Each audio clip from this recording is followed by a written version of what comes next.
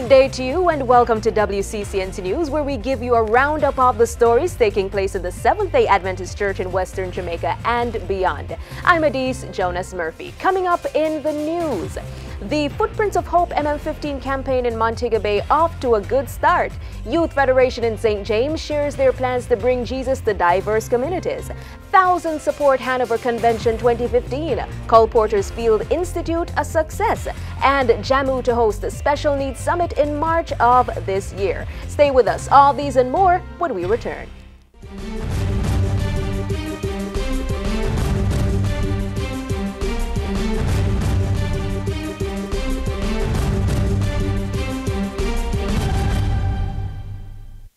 Thanks for staying with us. Now for the news.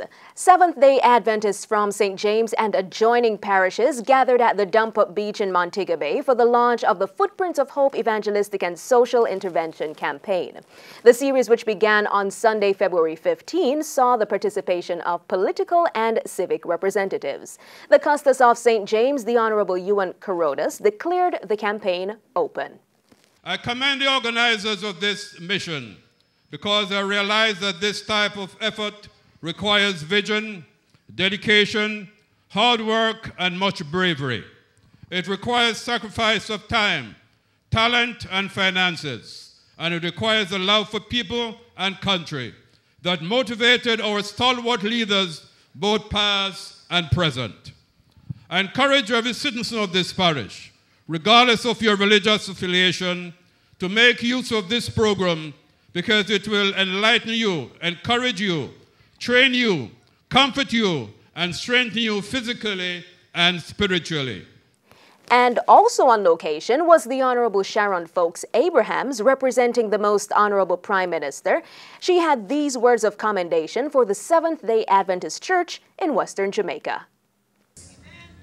Indeed, I must commend you on this very worthwhile initiative aimed at reducing criminal activities in our communities, reducing conflict that could lead to violence, dealing with antisocial behavior, skills training, youth mentorship, parenting skills, handling domestic disputes, and a plethora of other important matters. I congratulate you on the important work that you have been doing in and around Montego Bay, and for your interventions in areas such as entrepreneurship training, which overall has impacted positively on the lives of over 500 youth in the various communities.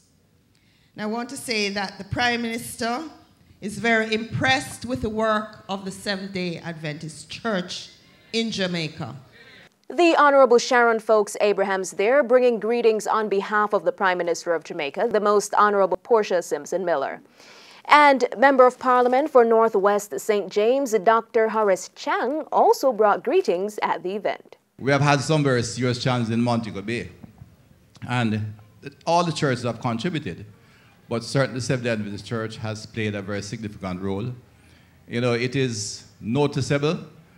And I know the police have done good work, and I can claim some credit to have done some good work in infrastructure. But, you know, the church has grown considerably in the Glendavon, Norwood, I think you have a new one coming up in Norwood, and flanker areas. And currently, in the last 2 years, we have had very major reduction in the level of felonies and crime in those communities. That's a real fact of life. And I don't think it's without coincidence that the work of the church in terms of lifestyle, values, and family values has had significant impact. You can feel it in the community. Member of Parliament for Northwest St. James, Dr. Horace Chang, bringing greetings during the launch of the Footprints of Hope MM15 evangelistic campaign being held at the Dump-Up Beach. And several persons who attended the launch of the Footprints of Hope gospel campaign were tremendously blessed. I've been blessed tonight. I paid particular attention to the timing and the organization. It was just excellent and seamless. And I'm looking forward to not just the quality of the organization, but the quality of the word. And I think so far it's on the right track. It's been a really tremendous experience in Montego Bay, knowing the problems with which we are faced, to have this crusade at this time is really refreshing. And I could see persons tonight coming off the streets, coming in, sitting, enjoying themselves. And I was truly blessed by the message. The preacher is really preaching, and it has solidified one more time in my mind, and second as it has always been, that the Bible is truly the Word of God and it will last even into eternity. It has been a blessing, and not just the preaching alone, but the presentation from the various singing groups and so forth, that's been a blessing. I'm looking forward to be back here tomorrow night. I just can't wait. I mean, is it tomorrow night already? I would love to be here tomorrow night. And for those who are out there, if you haven't been here yet, trust me, you haven't been anywhere until you come here. Meanwhile, the president of West Jamaica Conference and evangelist of the Footprints of Hope Gospel Campaign shares his personal thoughts on the series, as well as his expectations for the duration of the program. Metro Mission 15 is a program aimed at presenting the whole Christ to the whole city of Montego Bay, making men whole. We know we have a lot of social ills, not just in Montego Bay, but across Jamaica, across the Caribbean, across the world, social ills. And in some cases, we have a lot of our youngsters drifting aimlessly. Metro Mission 15 seeks to retrench a lot of our youngsters, helping them to understand there is a way to handle conflict resolution. You don't have to pull a knife or a gun. You must be your brother's keeper. The program is aimed at helping folk to settle differences without having to resort to violence, helping those who don't have a job to be better able to help themselves. And so in the daytime, we partner with the government agency HEART, and so we're offering computer technology, we're offering basic skills training in the area of plumbing and tiling and basic construction, entrepreneurship, and all of that. Our aim is not just to share the gospel in theory, but to help folk live a better life here and prepare themselves for the life to come. And good news for the Footprints of Hope campaign. The Heart Trust NTA has partnered with the Seventh-day Adventist Initiative to provide free training for persons attending the meetings who would need to make use of these opportunities.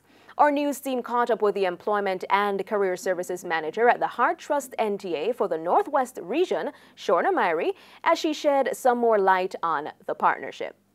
We are currently seeking to partner with the church and with the community to expand the training programs for persons who are desirous of training.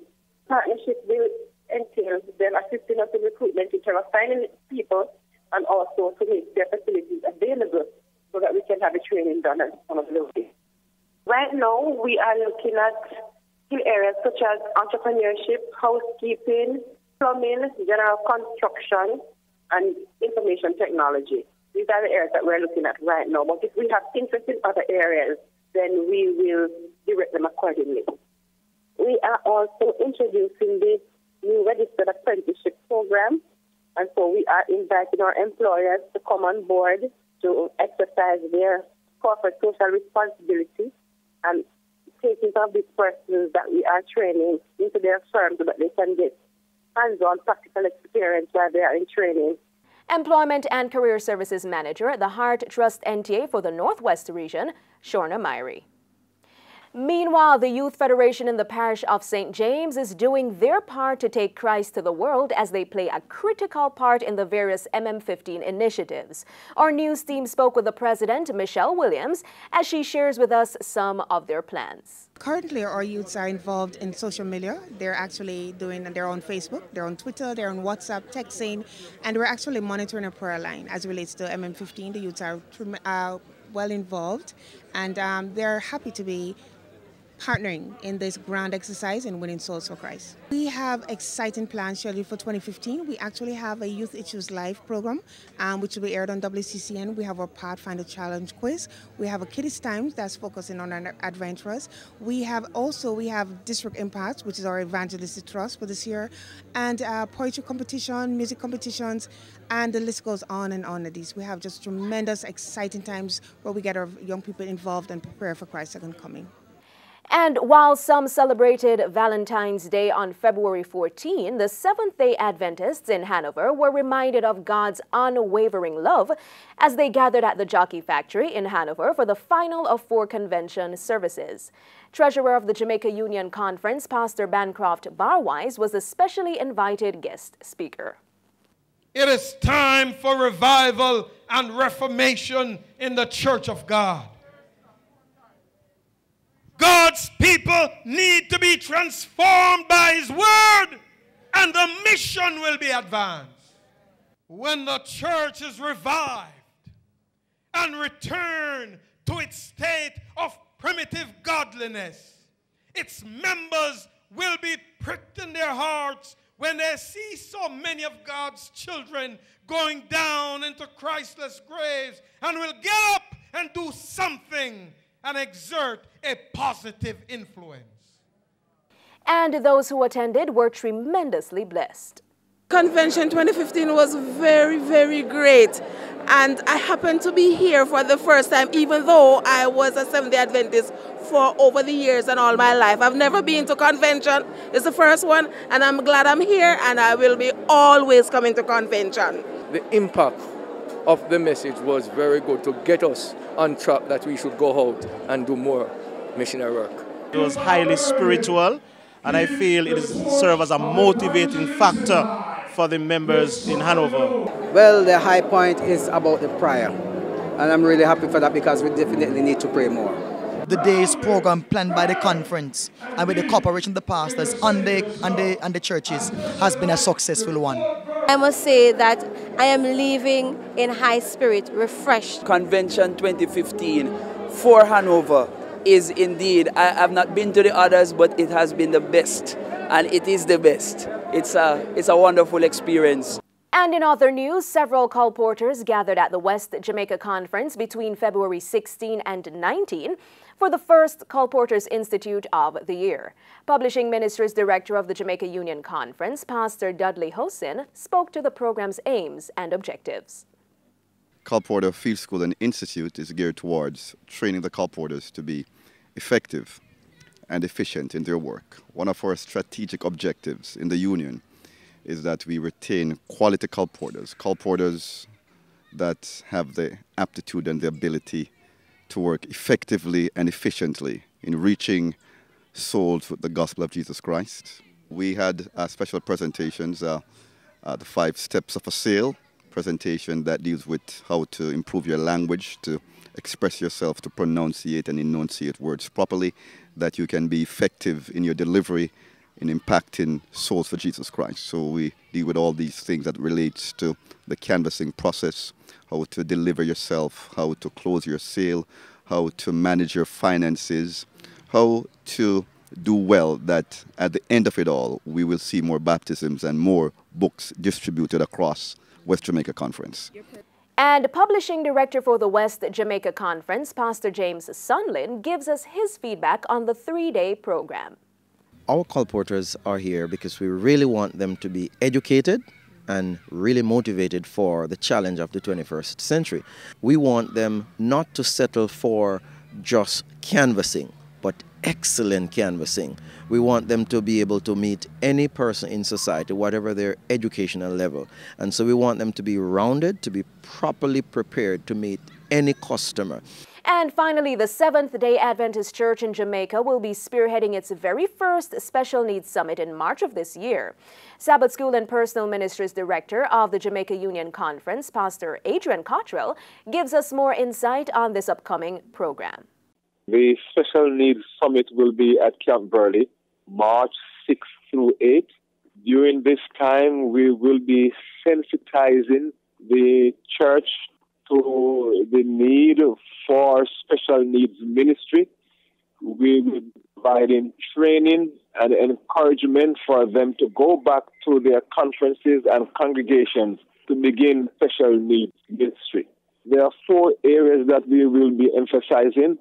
We'll be emphasizing accommodation, acceptance, education, and accessibility, so that our churches, our sanctuaries, and our places of work can be accessible to persons with special needs. They can know that they are accommodated in the congregations. We will provide the necessary education for people to understand that these individuals are important and they can also assist us in the work and mission of the church. Pastor Adrian Cottrell, Sabbath School and Personal Ministries Director of the Jamaica Union Conference, giving us an update on the Special Needs Summit to take place next month. And that's how we wrap up our newscast for this week. On behalf of our hard-working news and production teams, I'm Adise Jonas Murphy wishing you God's richest blessing.